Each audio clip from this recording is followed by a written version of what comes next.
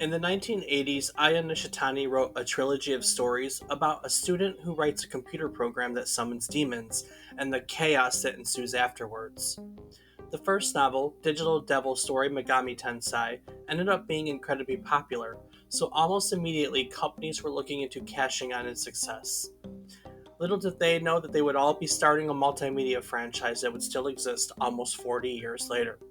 Today we're going to look back at the Megami Tensai series by telling you the story of its beginning, along with the people and companies that created it. So stick around and join us as we negotiate with the devil on yet another trip down memory card lane.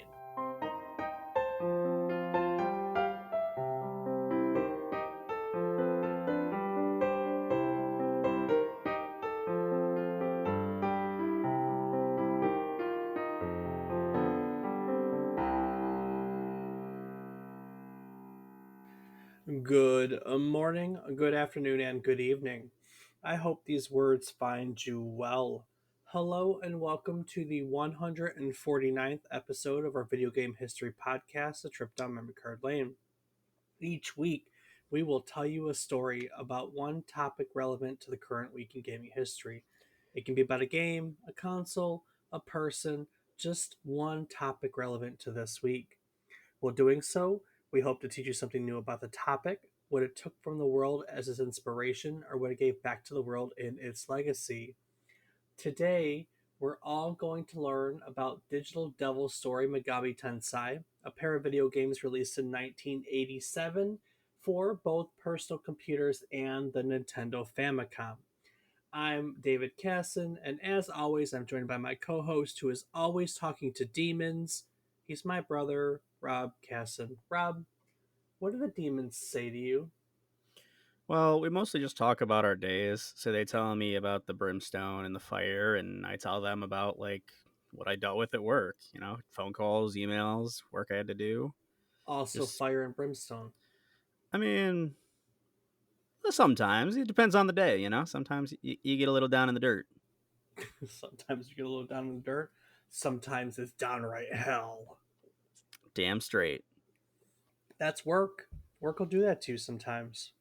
Hey, but we do what we love, and we love what we do, and it's not always so bad. Frankly, the demons talk to me all the time. Well, you can't call that your customers, that Dave. That's just mean. They tell me to do things. Oh yeah, what do they tell you to do? Talk about this game? Yes. Oh, well, before we get into that, Dave, what have you been playing this week? Rocket League, That's it? Stardew Valley, Ah, there we go. That's one I haven't heard in a while. Arcade Paradise, I'm not familiar with that one. Necessy, I think it's how it's pronounced. The Okay. only thing I've purchased in the whatchamacallit Steam Summer Sale, and I think that will do it. That's actually a pretty open week of things that I am not familiar with except for Rocket League and Stardew. Yeah, I needed. I think I said last week it's been really hard for me to like focus on stuff, and Stardew is like the right amount of casual, you know. Yeah, no, absolutely. I'm agreeing with you on that one. It is very So, cash. um, and the other games are just like my usual like Necessity is like Terraria, sort of kinda, and Arcade Paradise is like a tycoon arcade tycoon game.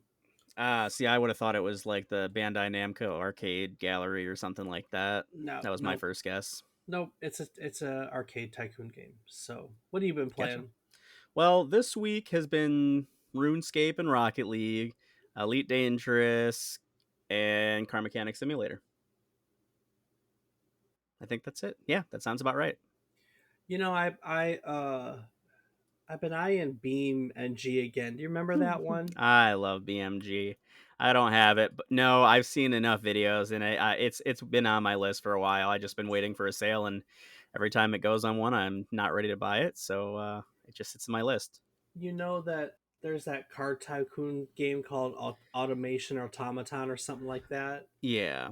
and it works with BeamNG. So the cars that you create in that tycoon game, you can import into Beam. Okay, stop. That is so cool. I did I not know that. know, I've been like eyeing them as a pair. It's like $40 for the pair, and I'm like, oh man, you can make you can design your cars, which is the whole draw to that game, and then import them into Beam. That might be something I have to do now, damn it. Oh man. Oh man. All right. So, Digital Devil Story, Megami Tensai. Have you ever stumbled across a Megami Tensai game? Not by name. Maybe I've seen them from other things, but if that's actually the name of it, then I wouldn't be able to tell you. Yes, that is the name of the main series, Megami Tensai. Yeah, nope. I can't say I've ever seen that one or heard that one before. Well, get ready to learn a few things because I'm not surprised at all. Well, are you ever surprised? You actually are often surprised with what I haven't seen. Yeah, I am. So I am surprised by what you haven't seen. I especially for and I guess it's just because like I spend a lot of time reading news and watching videos and just generally like learning about this. This is obviously my thing. And so like there's series even if I haven't played, I kind of know about. Although I have played games in this series. I'm always surprised when you haven't at least tripped on things, you know? I don't Yeah, know. I mean, let's be honest. If Let's Game It Out or a channel like that hadn't played it, I wouldn't know about it. And they Very mostly do new true. games. Yeah. You're not the news type like I am for video games. So I'm No, usually the one senor, I am not. I'm usually the one that goes, "Did you see the trailer for this? I didn't even know they were making that. Oh my Yep, god." That's how it goes. that is exactly it. Every time. Every single Every time. time. Oh yeah. Oh, well, so the Digital Devil Story trilogy. There really isn't much that we know about the childhood of where the inspiration for this game came from. It's a trilogy of books called The Digital Devil's Story, and they were written by Aya Nishitani. We don't really know much about his childhood. We can kind of put bits and pieces together when you look at early interviews. Um, you can see where there are some influences that inspirations rather for this video game, for these books, for the what's called the Digital Devil Saga. We know, for instance, that Nishitani's favorite author is a Japanese science fiction, fantasy, and horror author named Ryo Hanamura. Not familiar myself with Hanamura. He only had a few selected works that were translated over to English. In later years, the Digital Devil Stories, the trilogy, has been fan translated, but still hasn't gotten a big translation, which blows my mind this many years later, but such is life. Um, in any case, Hanmura was a really well known science fiction, horror like Japanese author. He wrote stories that showed a really deep mistrust and authority and the establishment. He was really big about the concept of consumer deception and the way that we were destroying our planet, basically. He wrote a story called Blood Ties to the Stone that he ended up winning an award for. It is a story that suggests that the folk tales of vampires and werewolves are just garbled references to immortality seeking what he called secret masters, and that their vampiric craving for blood is just a result of a virus that they have that is sexually transmitted. Hmm. And the end stage of this disease puts the host into a petrified like chrysalis state, and then they emerge from that chrysalis after several centuries as an immortal, which basically makes people who want to be immortal, most notably rich people, they want to be immortal, so they go out of their way to acquire the infection. They conceal it, and then they build wealth and security and protection around them as they go into the chrysalis stage to, become immortal after several centuries. Does that make sense? Yeah. So rich people want to be immortal, so they find vampires. They build all their wealth around protecting them, just so they can be a chrysalis for several centuries and become immortal. Rich people. It's always about rich people. Yeah, I mean, they have a lot of money to make themselves known. They do have a lot of money to make themselves known. Nishitani was also a big fan of American supernatural fiction writer H.P. Lovecraft. We know H.P. Lovecraft. We've covered other game developers and authors who are big fans of Lovecraft. Lovecraft writes around the concept of cosmicism. It is the idea that humanity is an insignificant part of the cosmos and could be swept away at any moment, which is kind of a, what's the word I'm looking for? I don't know. It's a philosophy like we're not the center of the universe anymore. Anyway, we also know that Nishitani was interested in astrology as a child, and through astrology, he was introduced to Western black magic. Now, this is actually where a key concept of the digital devil story came from. Black magic, as Nishitani sees it, is limited by the position of the planets. It's kind of well known, not always the planets, but you can only cast a spell during a full moon. You know what I mean? Yeah. Um, so yes, so black magic is limited by the position of the moon and the planets, and on a PC you can simulate things however you want. So he got the idea that practicing black magic on a PC would be an interesting concept, Hmm. Kind of which is lead actually. well, yeah, which leads us to the Digital Devil Story trilogy. So they are a series of science fiction novels. The first one was published in 86. I think they were 86, 87. I got it written down here. They are known best for fusing science fiction, horror, and Japanese mythology together. There are three main novels in the trilogy: Digital Devil Story Megami Tensai, Digital Devil Story Warrior of the Demon City, and Digital Devil Story Goddess Reincarnation. So the first novel, Digital Devil Story Megami Tensai, was published in 1986. It follows the story of a high school student named Akemi Nakajima who creates a computer program capable of summoning demons. However, the program goes awry and Akemi inadvertently releases demons into the real world. As chaos ensues, he and his friends must find a way to stop the demons and to save humanity. Pretty cool concept. The second novel, which was Warrior of the Demon City, came out in 87. It continues Akimi's story. He now possesses the power to transform into a devil, and as he delves deeper into the demonic realm, he has to confront powerful adversaries and unravel the mysteries of his own origins.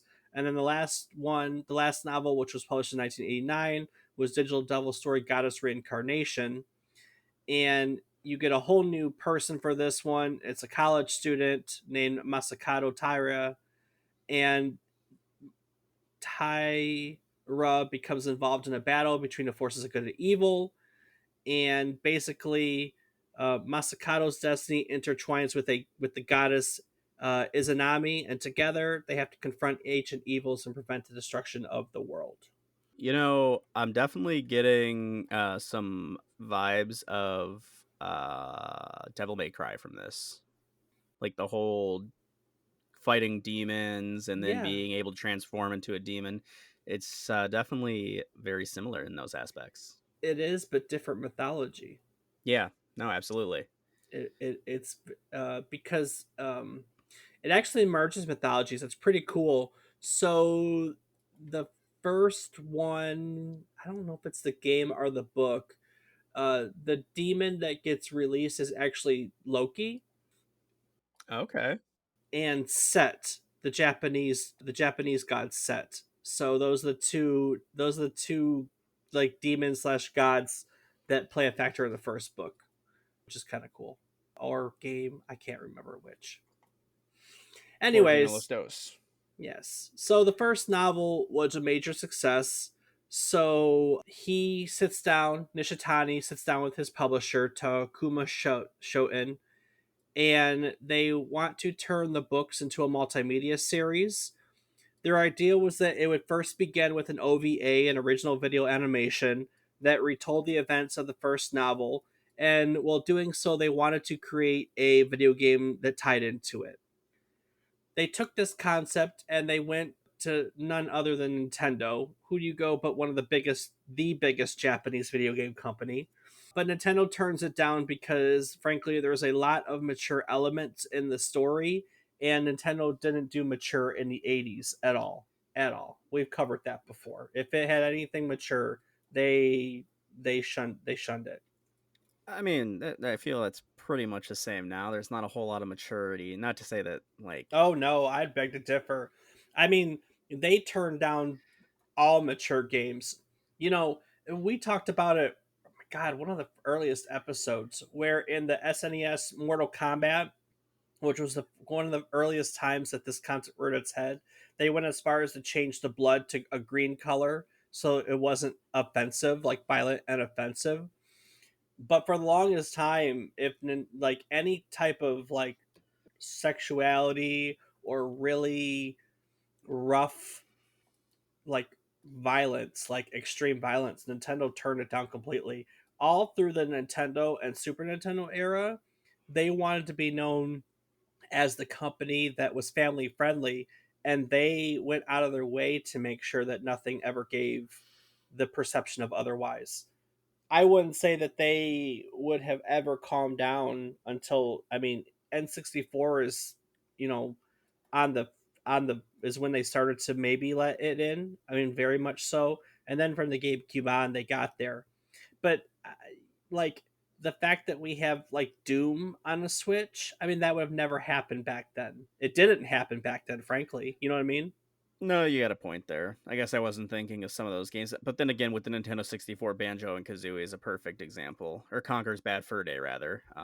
Very That, much, yeah. That's when, so. yeah. So that era, the N64 era, is when they finally let go, basically. But even still, they were like those are rarities. I mean, those are rarities. You know, N64. You started to see it with the GameCube, and then they kind of went back to it. I feel like they went back to it for the Wii, but for the Switch, they finally decided like we have to play ball with everyone else. I genuinely feel this is the first generation. The Switch is the first generation where Nintendo is on a level playing field in terms of its gaming library for both hardcore and casual gamers. So but anyway, Nintendo turns it down, so of course they go and they start pitching it to other publishers.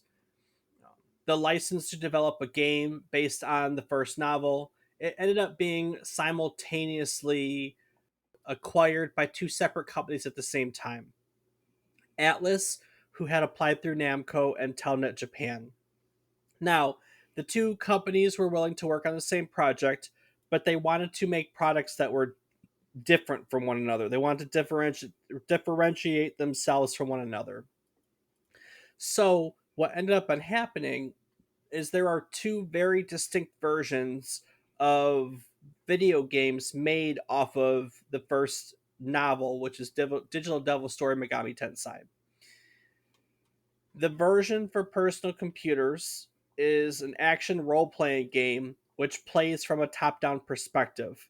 You control Nakajima and you explore a labyrinth. You explore basically a labyrinth like dungeon that's populated by enemies. So, as an action role playing game, combat plays out in real time. Nakajima fights demons using either short range melee attacks or range magic attacks, and each section of the dungeon ends in a powerful boss encounter. And frankly, no one remembers much of anything about the PC version because it never amounted to anything, and we've never really seen a game like it in the series ever again. Hmm. Now, the other version made by Atlus, that's the version we're talking about. Its developer, Atlus, began as a company on the 7th of April, 1986. They were a video game developer of computer games for other companies. In January of 1987, Atlus started selling amusement equipment, and it expanded into the sale of karaoke equipment of March of 1989. So that's what it was doing as it's making this game. In case you didn't know anything else about Atlus, they didn't release a video game under their own name until 1989, and that was Puzzle Boy for the Game Boy. They started making arcades in the arcade industry in the 90s. Its first arcade video game was called Blazion in 1992. And in 1995, they launched a cabinet called Print Club, which is Purikura. It was an arcade cabinet that they partnered with Sega for. It was a photo sticker booth that produces selfie photos. So a lot of your photo booths that you see in arcades are this Print Club made by Atlus. This was conceived by an Atlus employee in 94. Initially, the big bosses at Atlus were really reluctant about the idea, but later they decided to go ahead with it. And so they released Purikura to the world in February of 95. And initially it was only at game arcades, but then they started to expand to other locations like fast food shops, train stations, karaoke establishment, bowling alleys. And why I'm bringing up little fun fact is these these sticker booths, these photo sticker booths are one of the origins, believed to be one of the origins for modern selfie culture, because they became really popular across use in Eastern Asia, and they kind of spread out from there. And so that's a little fun fact. If you want to know where we believe modern selfie culture came from, these little selfie photo sticker booths are kind of where it's believed to have begun. That's a very interesting fact and not something I would have ever correlated. I thought it was more Yeah, of just cell people with phones. cell phones. Yeah. Yeah. So for Atlus, Megami Tensai, its spin-offs, and Purikura are pretty much its best known products. Nowadays, Atlus is still producing these games, but it has since actually been purchased by Sega, and it operates as one of the subsidiaries. So, Rob, it had to have been nice being purchased by Sega and finally having the backing of a company that has all the resources and tools that they needed to be successful at their craft. Yeah, I would definitely say so. It's helpful. It's very helpful. And speaking of tools, I can't even begin to tell you how great it's been to use Zencaster to record our podcasts. Finding this recording tool has made recording, whether or not it's just the two of us or there's four of us, it doesn't matter. It makes it an absolute breeze. Indeed, it does, Dave. It's made a lot of problems easy. I know. Remember how we did it in the beginning with that Discord bot that always seemed to have problems? It didn't connect part of the time. It was very frustrating. And then there was that one time that we recorded a whole episode only to find out that the bot was disconnected and didn't catch any of it. Not a single bit of it. Man, I wish I could remember what episode that was. All do you remember that? I remember it happening, but if you asked me the episode again, I wouldn't know. So, Yeah, yeah, it just sucked because it was a lot of work. all I remember is being angry that we had to record twice. And that is what prompted us to start searching for a new recording tool, and that brought us over here to Zencaster. One of the things I like most about Zencaster is how easy it makes it to record this show. We just have to give a link to our guests, they log in using their browser, and away we go. Zencaster allows you to record studio quality sound and up to 4K video with your guests, and will never have a problem with recording an episode only to find that it didn't actually record ever again. With Zencaster's multi-layered backups, we always have the peace of mind that our recordings will exist no matter what. Yeah, no, you hit it right on the head, Dave. Zencaster is where it's at. So listen, friends, if you've ever thought about podcasting before and you realize that you are just overwhelmed because you need a lot of different tools or services, look no further than Zencaster. Zencaster is an all in one podcasting platform where you can create and produce your podcast all in one place. And then through Zencaster, you can also distribute it to Spotify, Apple, and many other major podcasting destinations. And we've got a great deal for you to come and take advantage of all these easy to use tools that Zencaster has to offer. All you got to do is go to zencaster.com/pricing.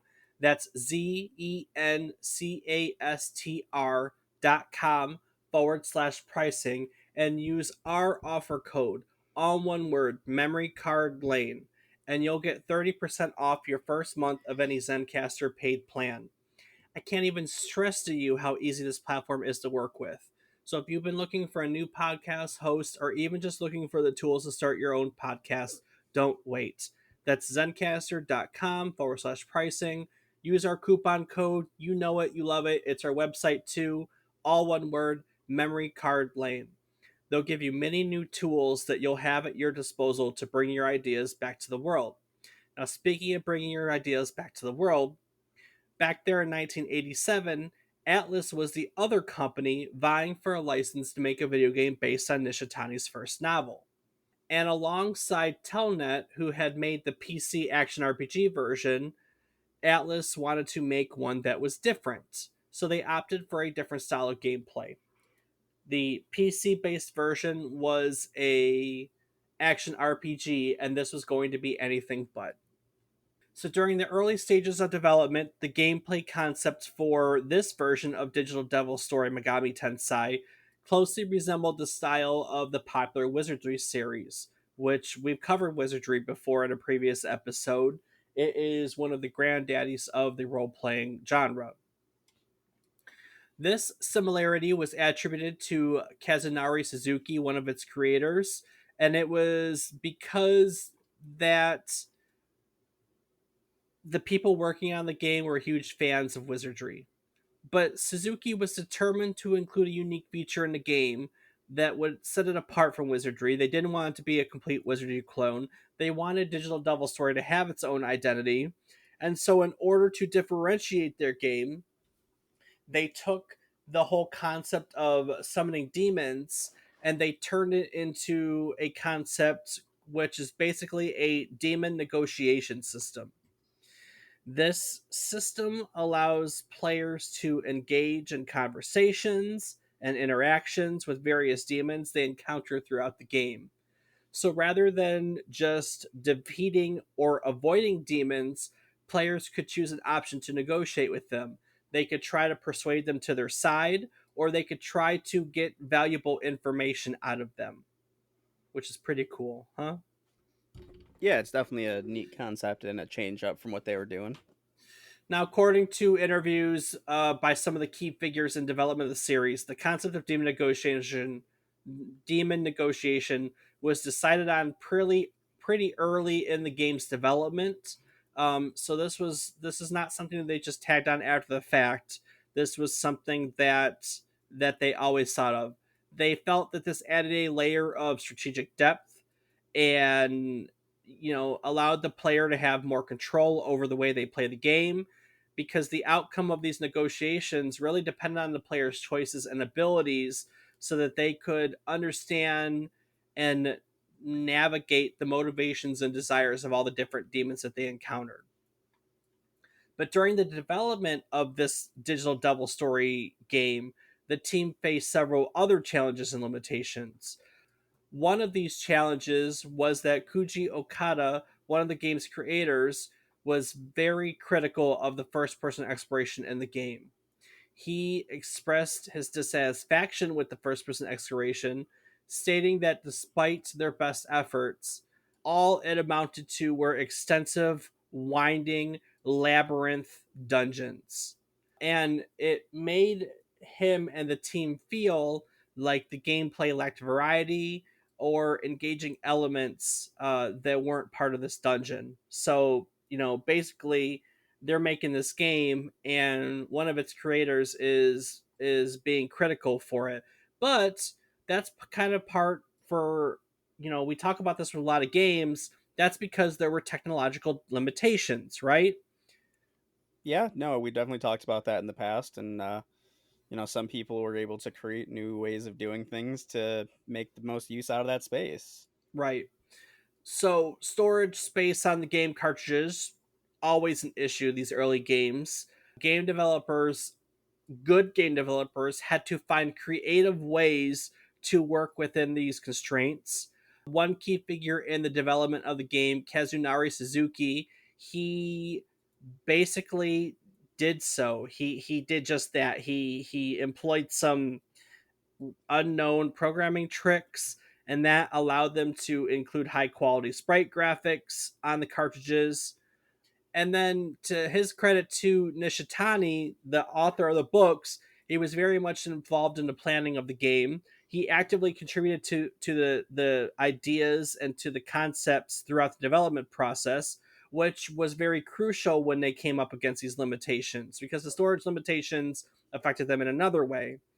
They struggled to faithfully adapt the novel's plot to fit within the constraints of the limited storage space they had.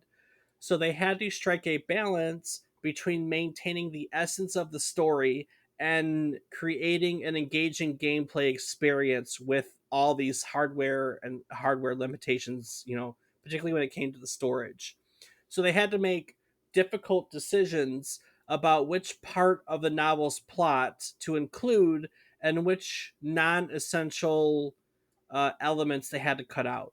So as a result, they pick and chose with Ishitani's help. Like, what are the key moments that have to be in the game, and what can we cut out? But even still, even later on, there is criticism for some things they cut out. So, for instance, one of the things that didn't make it into the game itself was the fact that in the books, the main protagonist has very questionable morality, and you don't see this at all in the video game. I would beg to argue a little bit that's because of player agency. When you move a concept over to a video game and you become the main protagonist, then some of that questionable morality falls in your hands. Does that make sense? No, it does. It definitely shifts the way that you interpret it. But with that being said, I don't think that they had the technical know how to program questionable morality into a game. Nowadays we have gaming systems where you can be a bad guy or a good guy, and that really wasn't the case way back when. And then the involvement of Namco. Namco ended up publishing the game. Atlus is just a developer. Namco is involved. They played a really crucial role in its release. The game has really mature character designs, and the one of the main reasons why this book series has never made it over to the states, and these early games, as a side note, the early Megami Tensai games didn't make it to the states either, is because they have a very heavy religious themes in the stories, and that was largely seen as a no-no by Western audiences. I mean, I kind of think that's still the case in some ways, since we have this whole resurgence of Christian nationalism. Because of all the maturity in it, if they hadn't had Namco as a partner, then they wouldn't have been able to basically make the game the way they wanted. The mature nature of the game's content, the exploration of religious themes, they made the game a very risky proposition. I mean, in hindsight, it's no surprise that Nintendo would pass on it. I mean, given the time, absolutely. But Namco helped, and everyone worked together to push it happen. And Atlus's version of Digital Devil Story Megami Tensai was published by Namco on September 11th, 1987, for the Nintendo Famicom. It was made its way to the Nintendo system. It just didn't get published by Nintendo themselves. So, what is this version of the game? The Famicom version of Digital Devil Story Megami Tensai is a very traditional role playing video game in which players take control of a party composed of two humans and a number of demons. You explore a large dungeon. It takes place from the first person perspective. The human characters use a variety of weapons and items, such as swords, guns, that kind of stuff. You pick up items from there are healing items. There are money that you can use to purchase weapons and accessories from different shops. The game is saved with a password system, so it wasn't just turn the game off and you're screwed. Battles are turn based. It has random encounters that take place in the dungeons. And at the end of a battle, if you win, you get experience points, money, and items. Experience points are then used, your levels are raised, and then you could raise like your strength, your intelligence, your attack. It's a very traditional role playing game. The uniqueness of it that has stood the test of time is that demon negotiation system. During battles, you can try to persuade enemy demons to join yourself. You can exchange money, items, or other things with them, and you can persuade them to join them. And then you can keep 7 different demons at one time. 4 of them can be summoned in the battle with you, and then basically they're just other characters in your party that have their own physical and magic attacks. One really cool thing is that the demon's attitude towards the players are governed by the phases of the moon. There are 8 phases of the moon in the game from new to full, and some demons are more inclined to join you during one phase than the other, so there's a bit of strategy to it. The demons themselves don't level up, but you can create stronger demons by there were like shrines in the game, and you could go to a shrine and fuse 2 of your demons together to make a new one. So, isn't that kind of like Pokemon? Not really with fusion so much. It's that was more of an evolution system with fusion. I mean, although temporary, I'd say it's more of like a Yu-Gi-Oh thing because you fuse two monsters to create an even stronger monster. But that's not a permanent thing. So I'm trying to think if there's anything I know that you do that where it's a permanent change. Off the top of my head, I can't think of any. But I don't know. I kind of thought Pokemon at some point when you were talking about like the random encounters in the caves and things, or the dungeon rather. And was wondering if it was more on that. Like, would you be able to see it? Like, it's obviously random, but like, is it random what enemies generate and you can see them, or is it just you're walking along and boom, you're hit with something and you're in a battle now? I will admit I didn't watch this to know. I'm Gotcha. not entirely sure if you see them or not. That's interesting. Let's see. And we're walking, and we're walking, and we're walking. Still don't see any enemies. All you see are walls, walls, walls. I see the phase of the moon in the corner, so that's kind of cool. Walls, turn, we're turning. Still nothing but walls and ways to go. Let's see, we're going to keep watching this until a battle pops up. Oh, nope, he tried to walk into a wall and the word smack came up. That was pretty funny. Okay, we're turning. Oops, smack. That's a wall. Okay. And we're going. Still don't see any enemies. Don't see anything. Okay, we're going to fast forward this a little bit. And. Oop. I am known as the stage. He found a sage. Let me tell you the password. Oh, he just found the password. Okay, okay. I don't think. I haven't even seen a battle pop up. All right, we just got warned not to go downstairs because there's creatures past the stairs, and we went down the stairs anyway. So now we're gonna find out if. Now we're gonna find out if creatures. You don't even really see like the people you go talk to. It's like you turn into a room and suddenly they appear and they talk to you. Okay, So, gotcha. so I don't think that it seems to be random encounters completely and utterly. But I haven't seen a battle pop up yet. I want to see a battle pop up. Come on, battle. It's a bunch of don't use the stairs. I see those are stairs. Great, go into there. Battle, battle, battle. Oop. So we didn't see it like as you're going down the hallway. It like you walked into a spot and then it like, did like a flash and then the battle opened up. So no, you don't get to see the enemies. It's random. So So it's akin to the old school Pokemon caves where you're just going along, or even I guess the grass, just you're walking along and boom, battle. You have no clue what's coming. that's it. That seems to be the case. Seems to absolutely be the case. Past that, it's a pretty standard. It looks like a pretty standard pink looper. Yep, cool beans. The coolest of the beans. The coolest of the beans. The coolest of the beans. So what became of these games, Dave? What's the legacy? Because obviously it's not something I'm familiar with, so I'm just curious. Have they continued making them? Are they still widely popular? What's the Yeah, skinny? so this first one was very popular. Following its success, Atlus decided to create a sequel. Instead of adapting Nishitani's work, they created an original story, had its own narrative and refined gameplay. That would be Digital Devil Story Megami Tensai 2. Uh, while the original game used the first person viewpoint perspective for the entire game, Megami Tensai 2 used an overhead view for navigation and then switched to first person for combat. And this was done because a lot of people complained that it was really easy to get lost in the labyrinth maze of the first one. So they switched up the way it looks, which makes sense. Following the release of Megami Tensai 2, Atlus acquired the rights to both develop and publish all further Megami Tensai titles.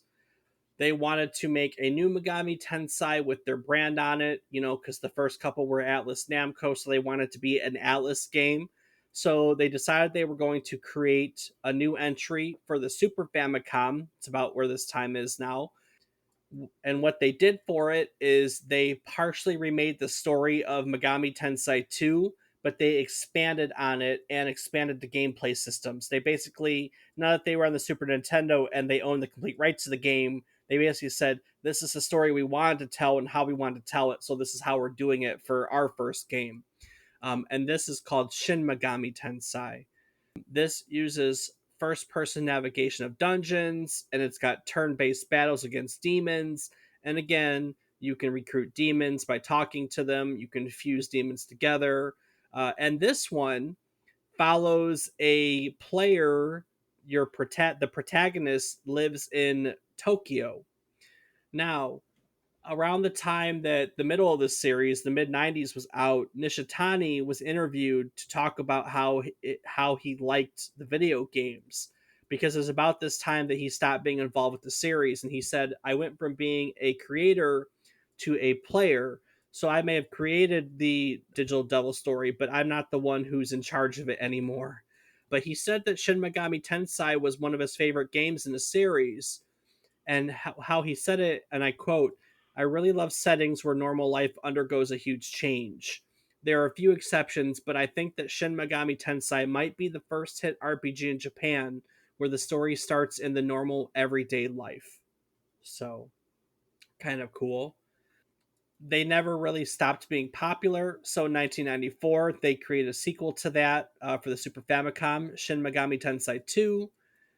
It was basically a completely different story, continued to be popular. So they started making various spin offs. So in late 1994, there was Shin Megami Tensai If. It was developed to be different from previous games in that it focuses on a small scale environment and not a large scale one. So instead of all of Tokyo, this one specifically takes place in a high school and five towers related to these seven deadly sins. Now that was incredibly popular. The high school setting of Shin Megami Tensai If was received incredibly well, and so Atlus then decided that they wanted to create a dedicated sub-series that focused on the inner struggles of young adults.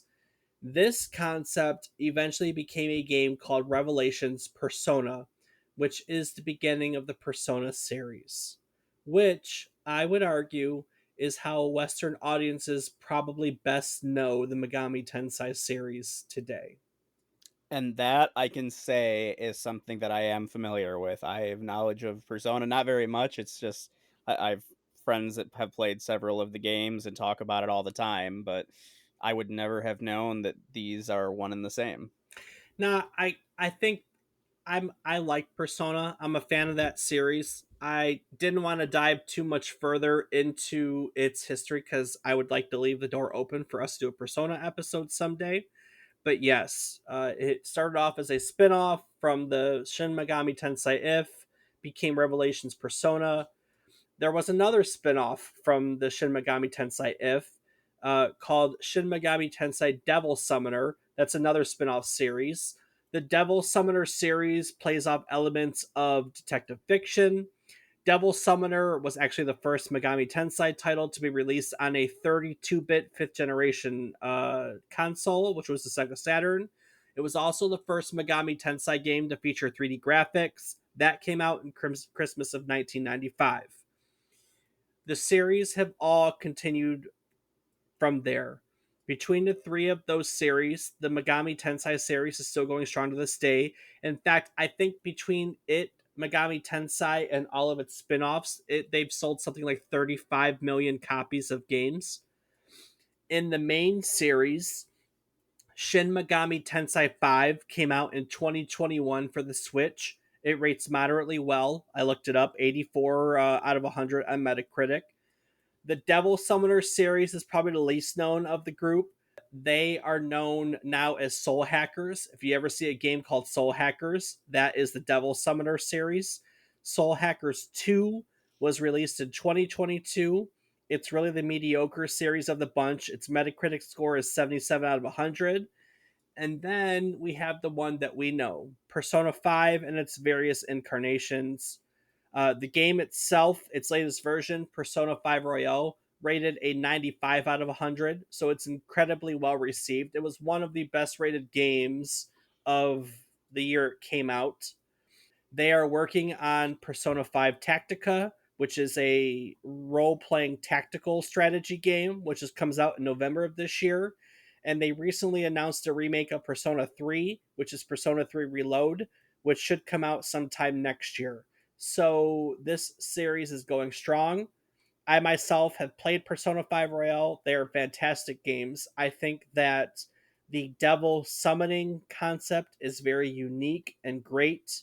And this game plays a lot on like the concept of like your soul and your id and your inner emotions and how they play against one another, and it's really fascinating, and I think it does a fantastic job at all of it. I've played, which one have I played?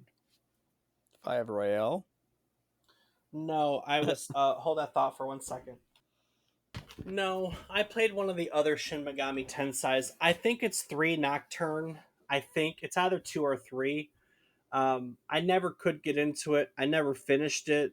I have it around here somewhere. I actually borrowed it from someone and never returned it, and I feel guilty about it. I don't even know if they remember. Oops. Hey, there's Yeah, still time.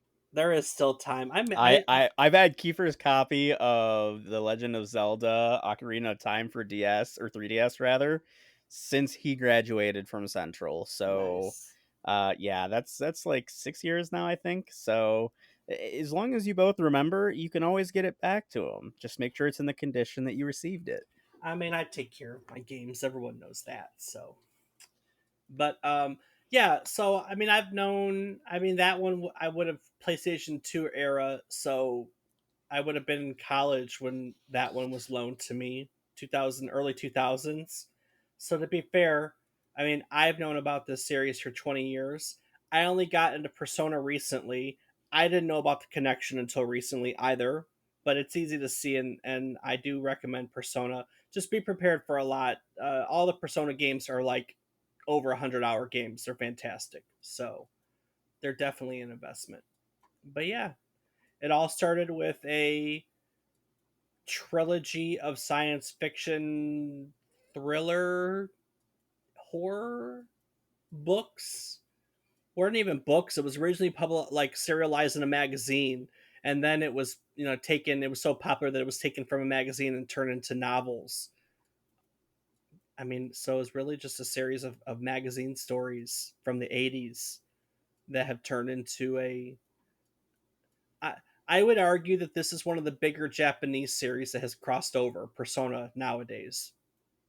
Although because you can say that about anything Nintendo, can't you?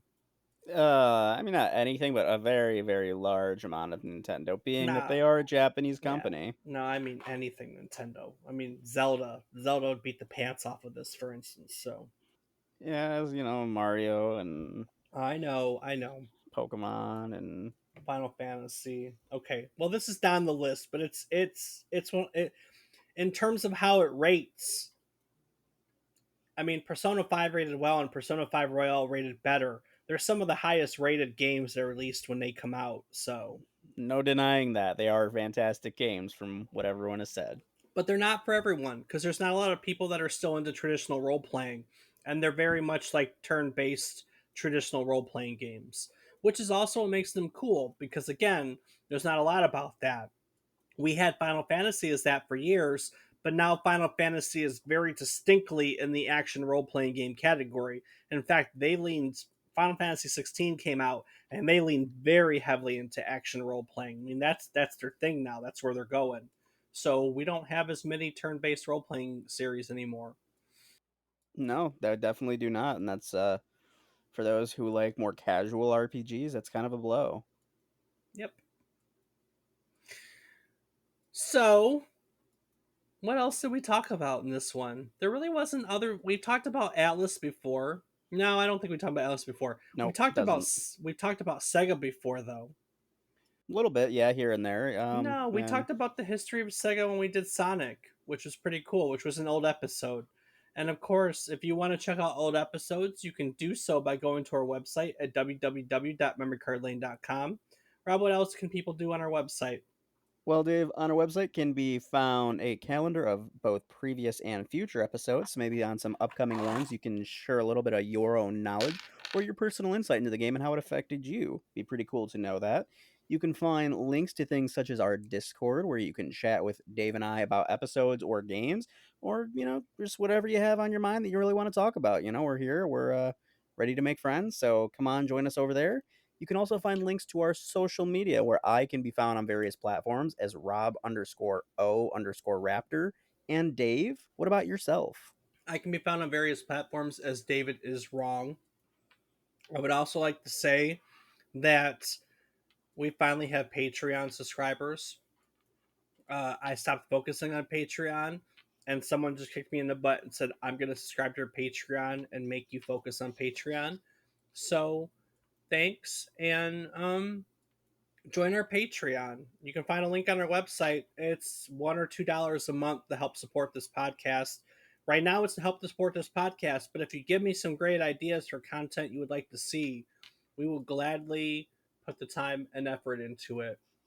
Yeah, so if you like hearing unedited episodes where Rob and Dave do the research mid episode, or Rob gives Dave something fun to have to record out of or edit out of the recording, that's the place to check it out.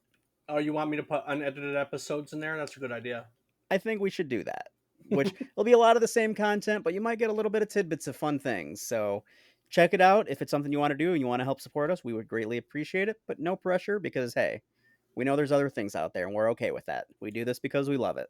Very true.